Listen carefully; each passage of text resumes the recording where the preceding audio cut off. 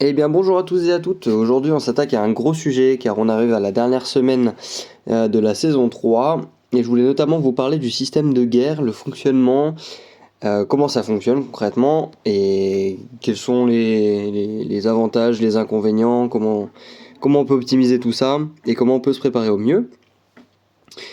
Donc le système de guerre est similaire comme j'avais expliqué sur mes vidéos de du début de la saison 3. Notamment sur l'attaque d'un bâtiment. Donc on construit nous cette fois-ci sur la saison 3 un bâtiment d'Alliance qui est juste là, le centre d'Alliance. Là où la saison 2 c'était le four. Et le fonctionnement est un peu différent parce qu'il n'y a pas uniquement le centre d'Alliance à attaquer, mais tout ce qu'il y a autour avec des petites particularités en plus. Donc déjà pour commencer, quand vous allez commencer la saison 3, l'Alliance va pouvoir créer ce fameux centre d'Alliance avec différents paliers de niveau. Donc vous voyez aujourd'hui on est niveau 20 et le niveau 20 offre la possibilité d'avoir des ressources passives, donc c'est 4 bâtiments autour, à savoir les ressources nécessaires à augmenter les bâtiments de saison, du pétrole et également un bâtiment, donc ça c'est au niveau 20, le dernier, et qui permet de gagner des cornes, donc ça veut dire des soldats, des protecteurs en plus, pardon. Donc ces 4 bâtiments, vous allez les débloquer petit à petit. Donc au début par exemple des premières guerres vous allez avoir pas beaucoup de bâtiments et plus vous montez en niveau, plus vous allez en choper, plus vous reperdez des bâtiments, etc. Mais le fonctionnement est très simple. Donc on va déjà dans la saison 3, guerre des épices. Oui, aujourd'hui on est au tour 7. Donc nous on est de la... je sais même plus, je crois que c'est la tribu d'or. On est défenseur cette fois-ci. Mais vous avez ici le calendrier des attaques et des défenses. Donc pour vous expliquer, donc là on est tribu d'or. La première attaque, nous étions en défense, on attaquait 2 fois, défense, attaque, double défense et attaque pour finir. Et l'attaque est très simple, c'est le même principe, hein. Vous avez des groupes d'attaquants, des groupes de défenseurs qui dépendent de votre classement. Pour vous donner un ordre d'idée, nous on est classement 23 si je dis pas de bêtises, et on est du coup au groupe 2. Parce que logiquement, du classement 1 au classement 20, vous êtes dans le premier groupe, et après au-delà, je crois que c'est jusqu'à 40, vous êtes dans le groupe 2. Non, c'est pas 40 du coup, si c'est 40, après vous avez 60, etc. En fait, plus vous descendez, moins vous avez du coup de récompenses. Mais c'est un peu stratégique. Plus que la saison 2, pardon. Parce que là, pour vous donner un ordre d'exemple, la stratégie qu'on a adoptée, nous, c'était de rester en groupe 2 pour la dernière attaque, essayer de passer en groupe 1 pour avoir des meilleures récompenses. Mais ça dépend aussi du nombre d'épices que vous avez et le nombre le classement général de votre alliance. Mais ça, je vais vous expliquer après de comment on peut optimiser ça. Donc, comment se déroule une attaque ? Vous avez, donc, vous voyez, donc, nous sommes le lundi, l'attaque c'est le mercredi, et mardi, donc demain, la Légion Écarlate, donc les attaquants, vont pouvoir choisir qui attaquer. Donc par exemple, ils vont aller là-dessus, déclaration de guerre, ils vont par exemple vouloir attaquer notre alliance, mais uniquement ceux du groupe 2, donc tous ceux qui sont ici, peuvent nous choisir pour l'attaque. Après, il n'y en a pas beaucoup, mais on va dire que les puissances sont pas les meilleures, mais par exemple, ils décident de nous attaquer. Déclaration de guerre bientôt, donc là ils cliquent dessus le lendemain.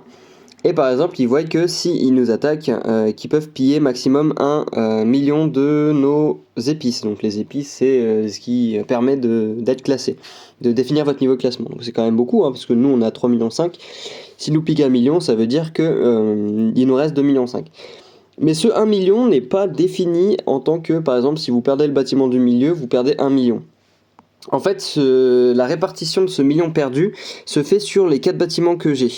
Par exemple, s'ils nous attaquent, vous voyez, épices perdues, c'est des trucs 5%, 5%, 5% et 5%. Ça veut dire que vous perdez 20% si les 4 sont morts, et au milieu, vous perdez les 10%.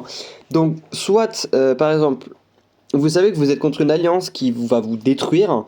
Le mieux, c'est de renforcer les 4 points cardinaux, ou les 3 ou les 2 si vous en avez, pour minimiser les pertes et les laisser détruire le milieu, parce que si le milieu est détruit, on va dire que la guerre s'arrête.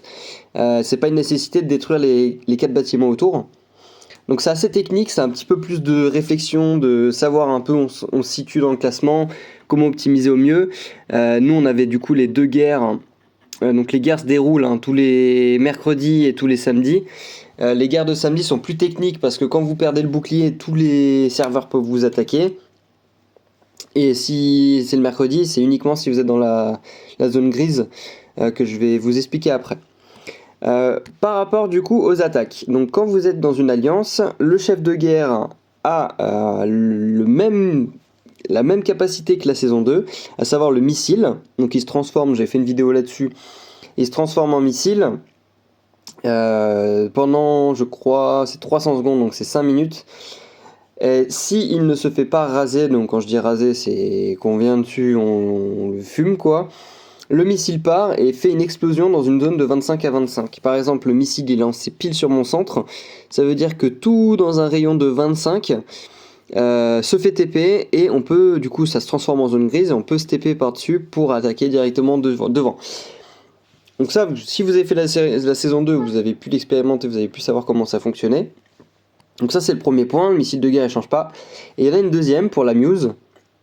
La muse, je sais pas comment le dire, qui invoque une escouade de zombies qui se dirige vers une cible, attaque toutes les bases ennemies, donc ça fait une espèce de grosse vague de momies qui fait vraiment pas mal de dégâts et qui permet de raser quand même qui permet de déstabiliser on va dire pas mal de QG pendant l'attaque. Voilà, donc ça c'est vraiment les compétences que vous avez pendant l'attaque, pendant la défense, vous ne pouvez uniquement défendre. Voilà. Comment ça se définit? Donc là, attendez, je suis pas du tout sur le bon truc. Saison 3. Donc une fois que vous avez vos gardes d'épices, vous voyez en dessus le classement, donc savoir un peu d'où se situent les factions. Forcément, nous on s'est fait attaquer, on est contre du lourd quand même. Du coup, on a moins d'épices. Et le fait du coup d'être déjà bien classé en tant qu'alliance, donc vous voyez, nous on est 23ème. Et on va voir, vous avez les récompenses qui sont là, les récompenses sont quand même assez intéressantes. Donc dès que vous êtes 21 à 50, on va dire que c'est les récompenses traditionnelles pour une alliance assez forte. Et quand on va aller chercher les récompenses au-dessus, c'est quand même les 11 à 20. Donc c'est ce que nous personnellement visons, mais vous voyez, il y a quand même une différence assez intéressante déjà des récompenses, même si pour moi ces récompenses-là sont très bien. Mais déjà ça y joue, et la faction, c'est très important aussi, parce que vous le voyez, les factions qui perdent et les factions qui gagnent, il y a quand même un sacré écart, notamment sur les points d'honneur et les coffres de ravitaillement de suzerains qui sont très intéressants parce que c'est des dorés. Donc c'est intéressant aussi de gagner en faction. Pareil, ça vous donne des médailles de mérite de la saison qui sont très utiles pour des récompenses que vous connaissez. Mais voilà, pour l'essentiel, je parle peut-être trop vite parce qu'il y a beaucoup de choses à dire. Mais pour l'essentiel, la guerre des épices comme la saison 2, même principe qu'avec, je sais plus ce que c'était, le charbon ou quoi. Mais cette fois-ci, c'est les épices qui vous permettent du coup de définir le classement. Voilà. On va dire que nous, on a adopté une stratégie un petit peu différente que la saison 2. La saison 2, on avait vraiment toutes nos alliances qui étaient regroupées sur un seul et même coin. On était tous là, ça faisait un espèce de tas énorme. C'est assez sympa parce que vous regroupez tous les fours, mais le problème étant que quand vous avez une bombe qui pète, tout le monde peut... Enfin, c'est vraiment assez compliqué. Nous, cette fois-ci, notre serveur, on a décidé de se regrouper autour de points un petit peu inaccessibles. Si je vous donne un petit exemple, j'ai pas de TP, bon c'est pas grave. L'espèce de montagne que vous voyez là, personne ne peut se TP dessus. Ce qui fait que déjà, on a une zone assez conséquente et assez grosse où personne peut venir. On peut ne se faire attaquer, on va dire, que par le dessus. Idem pour PCF, par exemple, chez eux, ils ont ce bloc-là, et quand on combine nos deux alliances, ça fait quand même une zone assez de non-droit où personne peut y aller, qui est quand même pas mal. Autre petite astuce, dans vos compétences, vous avez, c'est des choses qui se préparent aussi avant. Nous, on n'a pas eu l'occasion de les mettre parce qu'on ne s'est pas forcément fait attaquer par des grosses alliances comme ce qui s'est passé, parce qu'on a été assez tranquille, et groupe 2, on est assez safe, on va dire. Mais par exemple, ça a été le cas de nos alliés, qui sont toujours et encore sous bouclier pendant, je pense, toute la semaine, jusqu'à mercredi. Et pourquoi tous ceux qui sont devant sont toujours sous bouclier? Parce que je vous donne un exemple assez simple. Vous avez une compétence, je sais pas si je l'ai prise ou je l'avais... qui est là. Invoquer des momies. Invoquer des momies, oui, c'est ça. Donc je cible un ennemi sans bouclier et ça va invoquer en fait une momie une espèce de grosse momie qui va venir sur la base et qui va la TP. Le fait de TP la base, ça va faire que vous pouvez du coup vous TP par-dessus et ça va permettre du coup par exemple à n'importe quel ennemi de cibler cette personne là et de se TP pour avoir déjà être très rapproché du coup de la base à attaquer. Ce qui est assez intéressant au niveau stratégie, hein, mine de rien. Parce que ça fait quand même déjà une poussée dans les défenses ennemies. Et en plus de ça, ça déséquilibre après. Parce que je sais qu'eux, ils avaient pris cher et il y avait quand même pas mal d'ennemis qui étaient chez eux. Voilà, c'est à peu près tout. Donc ça, c'est pour ce qui est de la guerre. Et dernière semaine, donc la dernière semaine, c'est là où on se trouve. Le retour du duel de faction. Donc on va dire les attaquants contre les défenseurs. Enfin, les méchants contre les gentils, ou je sais pas comment vous voulez le dire, mais je sais plus comment il s'appelle, la tribu d'or contre les autres, là, bref. C'est un 4 serveurs contre 4 serveurs, comme la saison 2, gros carnage, donc c'est dimanche que ça se déroule, donc une journée où je pourrais y participer, parce qu'il faut savoir que les guerres, j'ai pas pu vous en filmer, parce que j'ai pas le temps de jeu, et au boulot, les horaires sont pas du tout adaptés pour, mais c'est pas grave. Dimanche, alors la vidéo je pense pas que je pourrais la faire parce que de mémoire la saison 2 ça bug tellement il y a de joueurs, c'est votre téléphone, il faut acheter le dernier iPhone ou le dernier Samsung parce que c'est quand même assez l'anarchie. Mais c'est le même principe, vous avez le Capitole donc qui va définir du coup avec le rapport en fonction de ce que vous faites. Chaque zone de guerre en fait apporte des points en gagnant leur VS, en gagnant plein de choses. Et ça définira du coup qui attaquera et qui défendra.